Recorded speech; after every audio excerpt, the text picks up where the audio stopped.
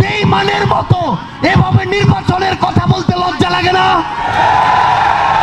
আমরা আমাদের জায়গা থেকে নির্বাচন চাই, কিন্তু যেই খুনি হাসিনার হুকুমে এতগুলো প্রাণ গিয়েছে, সেই খুনি হাসিনার বিচার হওয়ার আগে তারা কোন মুখে? সার্জিসের এমন কথা শুনে বিএনপির নেতাকর্মীরা বলছে যে ভাই, এই জুলাই আগস্টে শহীদদের রক্তের উপর দাঁড়াইয়া তুমি যে 2 মাস না যাইতেই বা 3 মাস না যেতেই বিয়ে করে ফেললা, তো তোমার কি লজ্জা লাগে নাই? তোমার কাছে তোমার বিয়েটা জীবনের যতটা গুরুত্বপূর্ণ ছিল, ততটা বিএনপির কাছে নির্বাচনটা গুরুত্বপূর্ণ। গত 17 বছর ধরে অপেক্ষা করছে।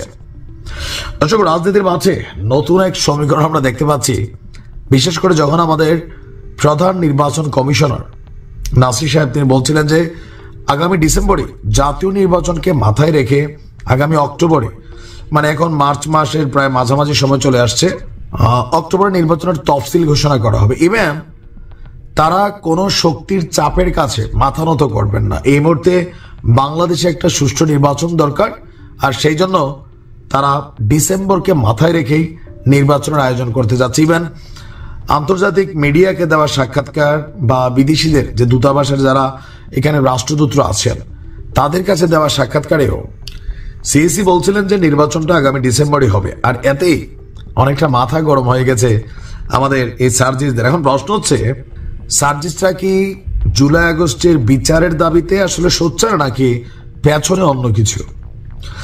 সমীকরণটা বলছে পেছনে হচ্ছে রাজনৈতিক ক্ষমতা।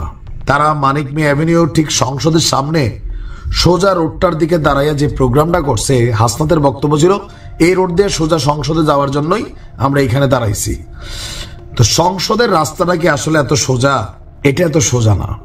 এটার জন্য আলাদা কিছু দরকার লাগে, যেটা এই মুহূর্তে ছাত্রদের কাছে নেই। সেটা হচ্ছে একতা। ইভেন জাতির যে আশা আকাঙ্ক্ষার জায়গায় তারা আজ থেকে 6 মাস আগে অবস্থান করত, এখন তাদের যারা টিম মেম্বার স্টুডেন্টসরা তারাই তাদেরকে প্রটেস্ট করার জন্য মানে নতুন রাজনৈতিক দল চিন্তা করছে। খেয়াল আছে তো, ইসমাইল সম্রাট তিনি বলছিলেন যে প্রাইভেট সহ অন্যান্য যারা স্টুডেন্টরা আছে, বৈষম্য বিরোধী সমন্বয়করা, তারা নতুন করে একটা রাজনৈতিক দল মাঠে আনতে পারে।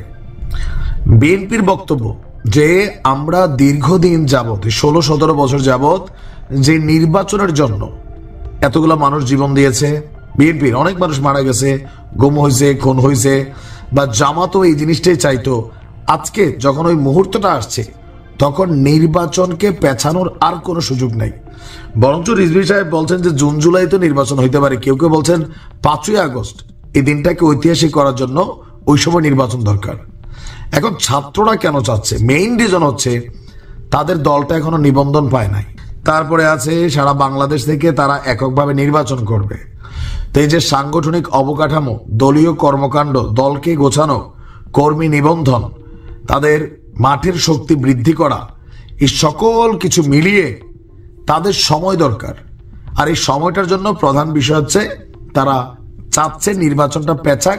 ডক্টর ইউনূসের এই সংস্কার যে খেলাটা চলছে, এই খেলাটা দিয়ে যেন আর লম্বা সময় তারা সুযোগ পায়। ওদিকে আসিফ বলছে ভাই এই দলের সাথে আমার সম্পর্ক নাই। আবার আসিফের আব্বা নির্বাচনের জন্য মানুষের কাছে দোয়া চায়। সাংঘর্ষিক না এদের এইসব অ্যাক্টিভিটিস? সার্জিসরা যখন লজ্জা শিখাচ্ছে বিএনপিকে, তারেক রহমানকে, তখন বিষয়টা একটু কেমন লাগে না? দিন শেষে তুমি তো ছাত্রলীগেরই ছিলা। অনেকে বলে যে না, এটা তো ছাত্রলীগ বিএনপি খেলা হচ্ছে। নির্বাচন অ্যাজ সুন অ্যাজ পসিবল হওয়া দরকার রাষ্ট্রের স্থিতিশীলতার জন্য।